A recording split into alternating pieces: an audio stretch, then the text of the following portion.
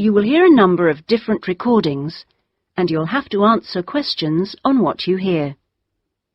There will be time for you to read the instructions and questions, and you'll have a chance to check your work. All the recordings will be played once only. The test is in 4 sections. At the end of the test, you will be given 10 minutes to transfer your answers to an answer sheet. Now turn to Section 1. Section 1. You will hear a conversation between a customer and a salesman at a car showroom. First, you have some time to look at questions 1 to 4.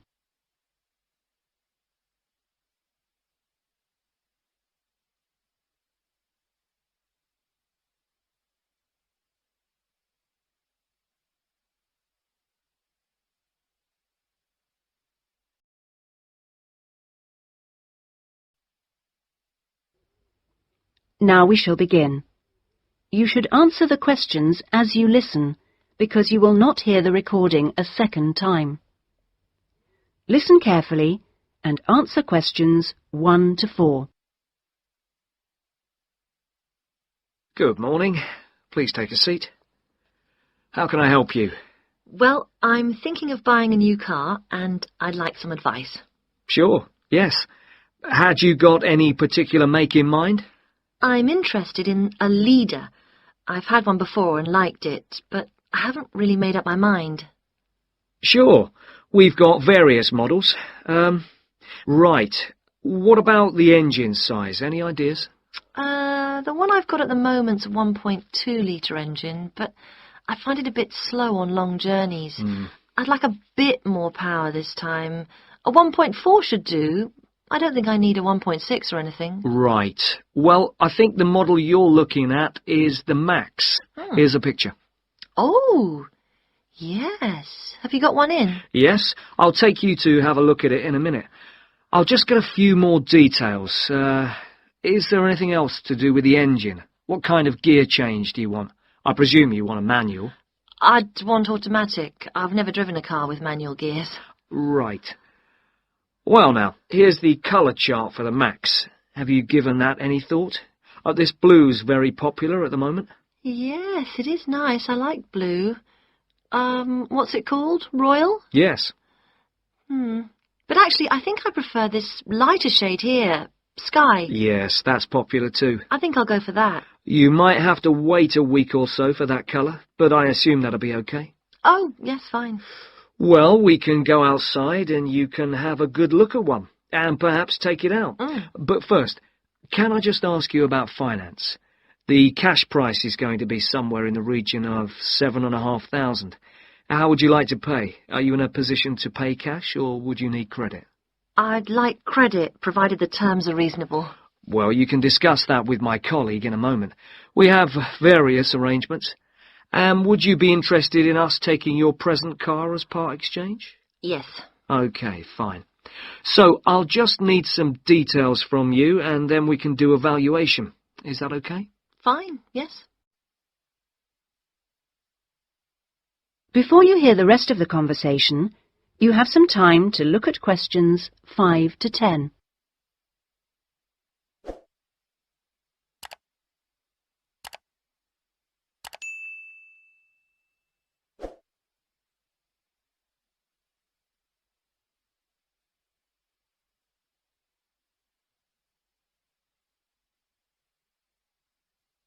Now listen and answer questions 5 to 10.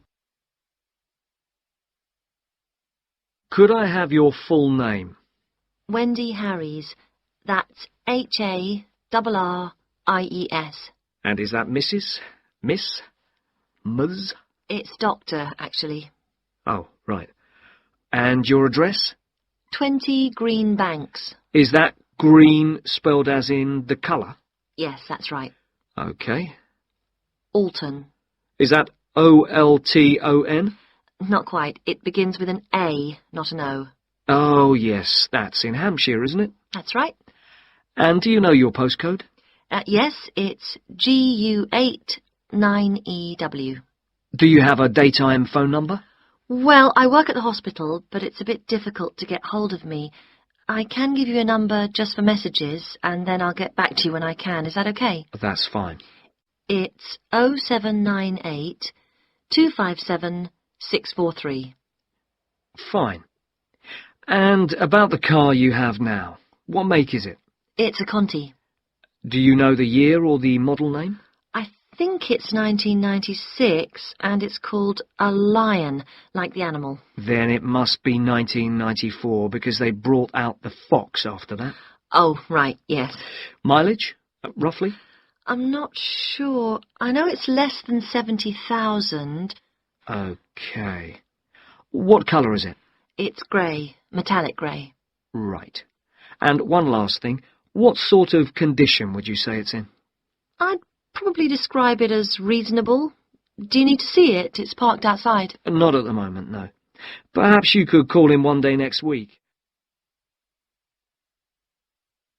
That is the end of section 1. You now have half a minute to check your answers.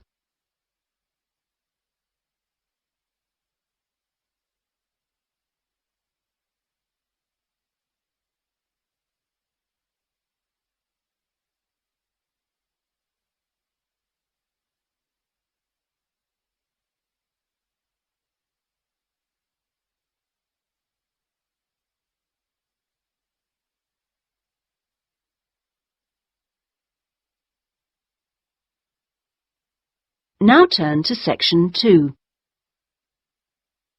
Section 2.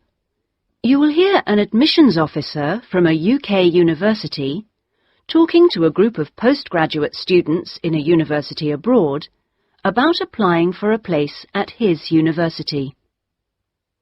First, you have some time to look at questions 11 to 15.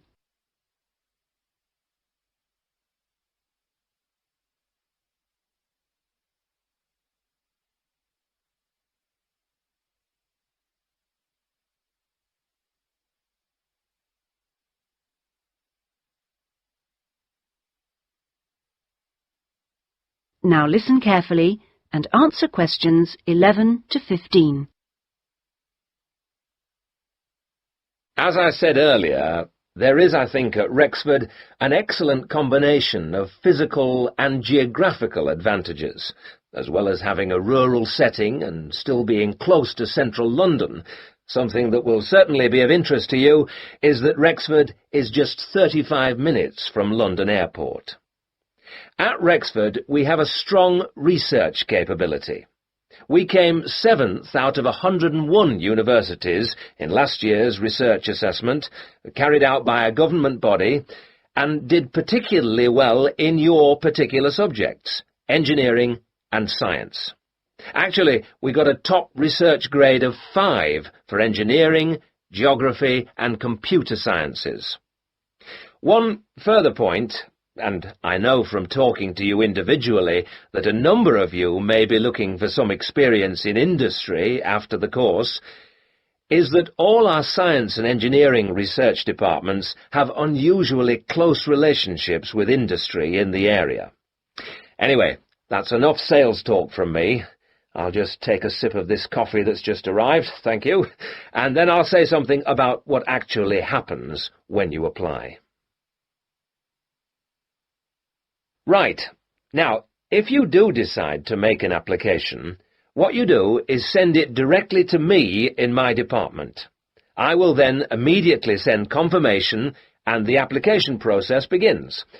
I'd like to say at this point that you shouldn't worry if this process doesn't work all that quickly. I mean, occasionally there are postal problems, but most often the hold-up is caused by references. The people you give as referees, shall we say, take their time to reply. Anyway, it's absolutely normal for this process to take 3 to 4 months. What I do in this period is keep in touch with you and reassure you that things are moving along. One of the ways we've devised to help you decide about applying, as well as later when you've been accepted, hopefully, is to put you in contact with, if possible, a student from your own country who is at present studying with us. What you can do is phone them up. We will, of course, liaise between you, and discuss your concerns with them. That way you can get an objective opinion of what you can expect if you come to live and study at Rexford. Not only the academic atmosphere, but important details like what the leisure facilities are like, and whether the English weather and food are really as awful as everybody says. No.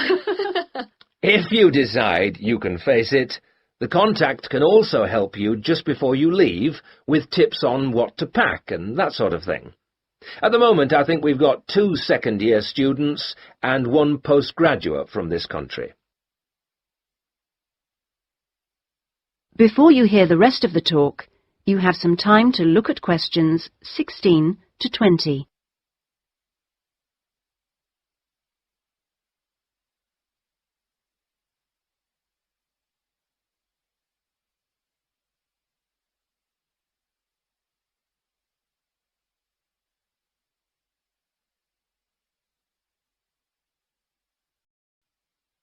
Now listen and answer questions 16 to 20.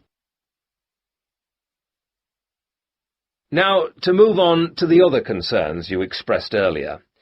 At a UK university, as I'm sure you know, you will be in an environment where independent learning is the norm, which takes most students a while to adjust to, and at a time when you will be separated from your normal surroundings, and in most cases, your family. This can be a difficult time. But remember that something like 25% of our student body are international students like yourselves, and that there are several organisations in the university and city whose main purpose is to offer help and ensure that your time with us is enjoyable and useful. 1 or 2 of you touched on the subject of accommodation earlier, so I'll just add a few points. It is the university's policy to give priority in the allocation of residence places to 3 categories, and those are visiting students, exchange students, and new postgraduate students. However, demand exceeds supply, so there is still a need to put your name down early for campus accommodation, particularly if your family is accompanying you. This means that the earlier you decide whether you want to study with us, and so get the procedure moving, the better it will be for everybody. Yes? What if you would prefer to live outside the university? If you're planning to live off campus, you've got to sort things out even earlier. As with everything in short supply, the good accommodation gets snapped up months before the beginning of term. In other words, if you're starting in October, you need to be thinking about it in June, or at the very latest July. So you do need to think very carefully about what you need, how much you can afford to pay well in advance. What you can't do is leave it until a few days before the start of term. The agencies in town are pretty good. It's just a matter of contacting them in good time. Of course, we have a full-time accommodation officer available to help all students. She'll get in touch with you when you're accepted. She's got plenty of contacts in the town and will deal with the agencies on your behalf. 1 or 2 of you asked me earlier about your level of spoken English. Obviously, most of you have already achieved a lot. I wish I could speak your language half as well. Having said that, though, I'm afraid the lecturers will make little or no allowance for the presence of non-native speakers in the audience. So anything you can do to improve your spoken English, even beyond the pretty high levels most of you have already reached, will help make your stay with us that bit more fun for you. Some extra practice before you arrive is worth more than, for example, private lessons afterwards when you won't really have time. Oh, and one last thing before I invite further questions. It's very important that you always... That is the end of section 2. You now have half a minute to check your answers.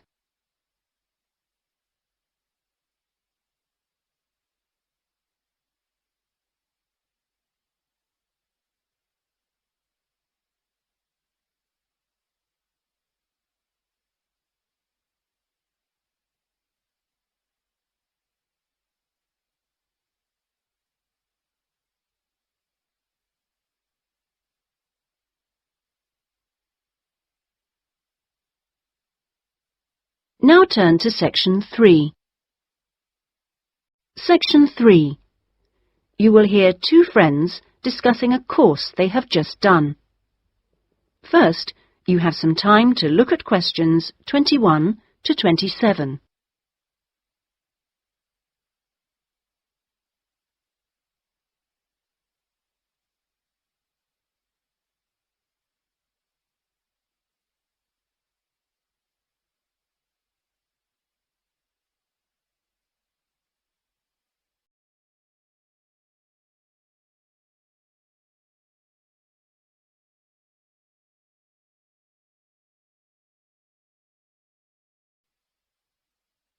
Now listen carefully and answer questions 21 to 27.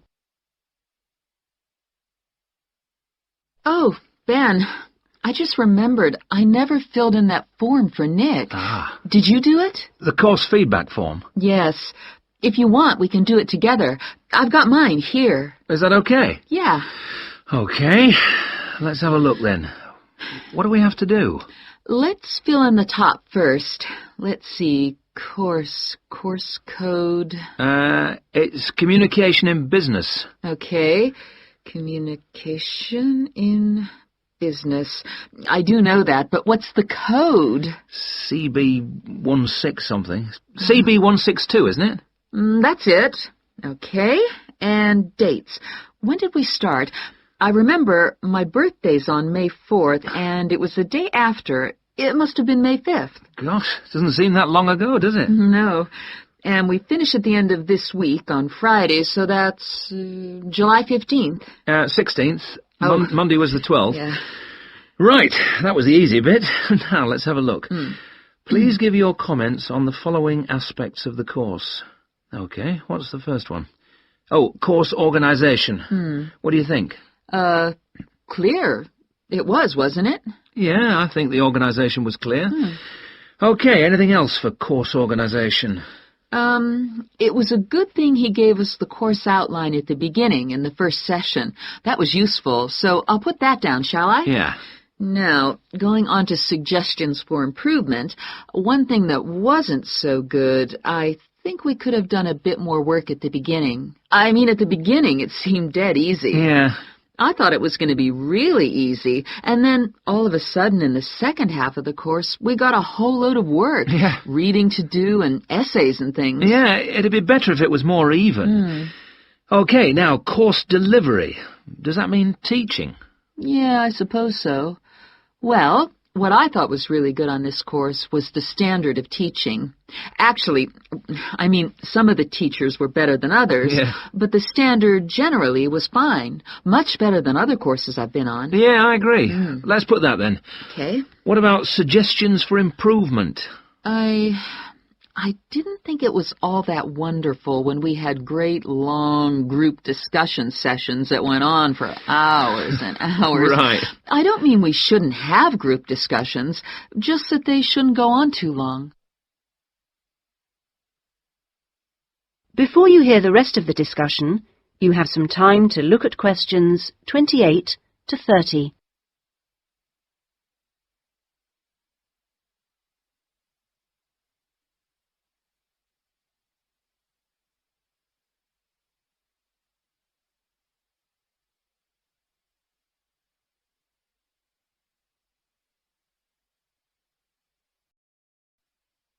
Now listen and answer questions 28 to 30. Now, on to materials and equipment. Oh, now, what was good about some sessions was the handouts. Yes, I thought all the handouts were good, actually, and some were great, with website addresses and everything. One problem, though, with materials was the key texts. Yes, there just weren't enough copies on reserve in the library. And if you can't get the key text before the session, how are you supposed to do the reading? Yeah. And not enough computers. You have to wait ages to get one. Okay, testing and evaluation. Well, I don't know. It's hard to say until we've got our written assignments back. Oh, don't talk about it. I only got mine in yesterday. It was a real struggle. Oh, I hate to think what mark I'll get. Yeah, but at least we've done the oral presentation. I thought that was good, the way I got my feedback really quickly. Yes, it was. And I liked the way we knew what would be evaluated on. We knew the criteria, so we knew we had to think about clarity, organization, and so on. Yeah, but I'm not so sure about the written work. One thing, I think, is that there's just too much. It's really stressful. Oh, yes, I'd agree. And I don't see why they can't let us know the criteria they use for marking. The written assignments, but he told us. No, for the final exams. Oh. What are they looking for? What are the criteria? What makes a pass or a fail? Yeah, I never thought of that. It'd be really useful. Okay, any other comments? I thought student support was excellent. Yeah, me too. Okay, excellent. Other comments? No, I can't think of anything else. Nor me. Okay, so that's done. Thanks, Ben. No, thank you. That is the end of section 3. You now have half a minute to check your answers.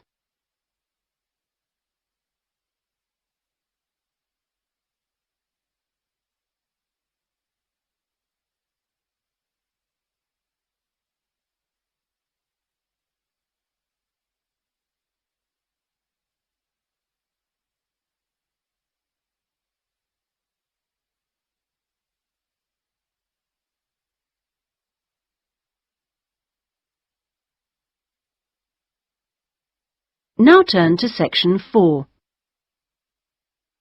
Section 4. You will hear a student giving a presentation about a project on household waste recycling. First, you have some time to look at questions 31 to 40.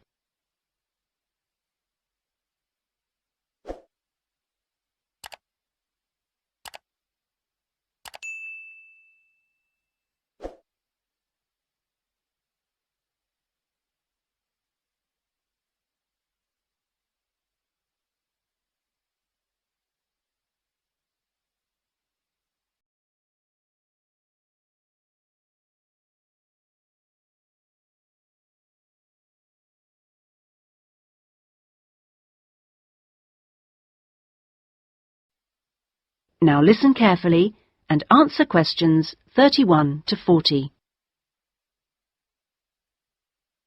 Well, my group has been doing a project on how household waste is recycled in Britain. We were quite shocked to discover that only 9% of people here in the UK make an effort to recycle their household waste.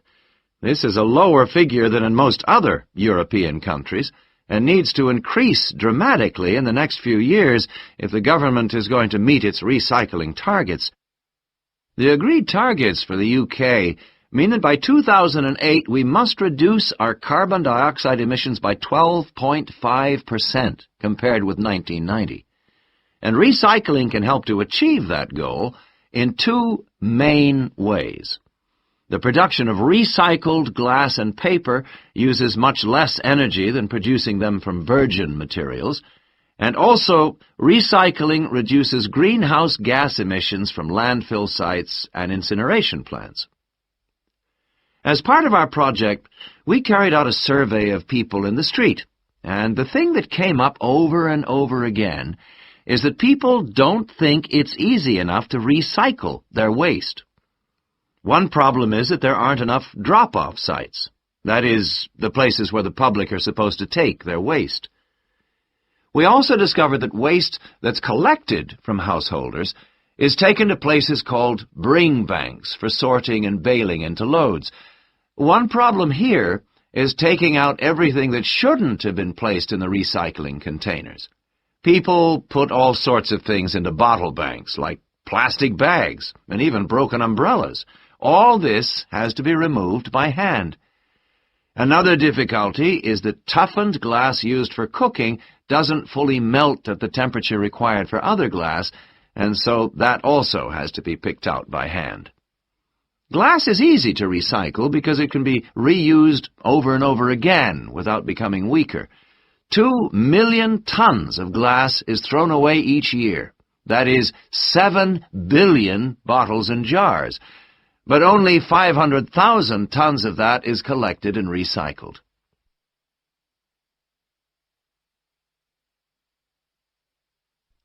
Oddly enough, half the glass that's collected is green, and a lot of that is imported, so more green glass is recycled than the UK needs.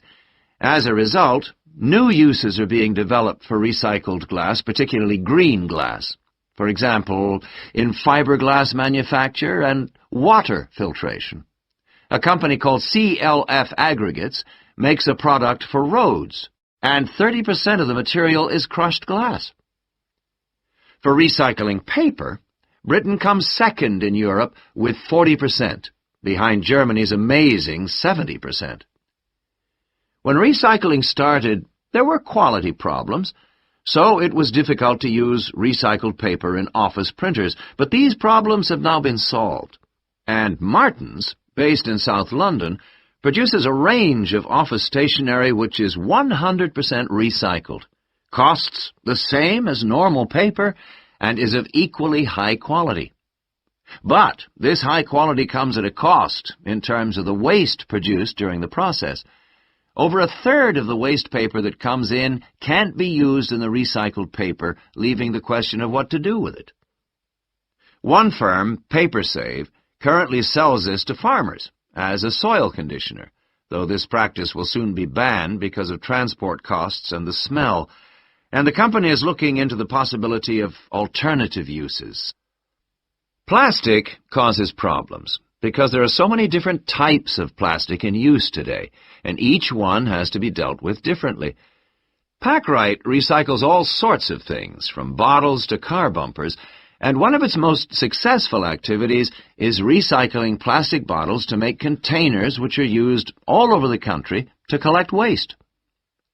The Save a Cup scheme was set up by the vending and plastics industries to recycle as many as possible of the 3.5 billion polystyrene cups used each year. At the moment, 500 million poly cups are collected, processed, and sold on to other businesses such as Waterford, which turns the cups into pencils, and Johnson & Jones, a Welsh-based firm, which has developed a wide variety of items, including business cards. Well, to sum up, there seems to be plenty of research going on into how to reuse materials. But the biggest problem is getting people to think about recycling instead of throwing things away. At least doing the research made us much more careful. That is the end of section 4. You now have half a minute to check your answers.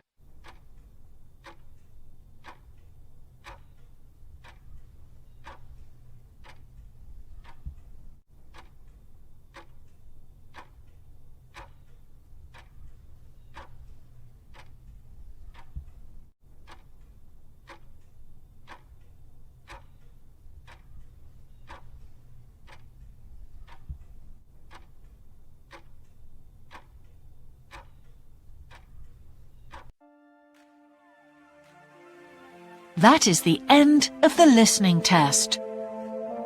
In the IELTS test, you would now have 10 minutes to transfer your answers to the answer sheet.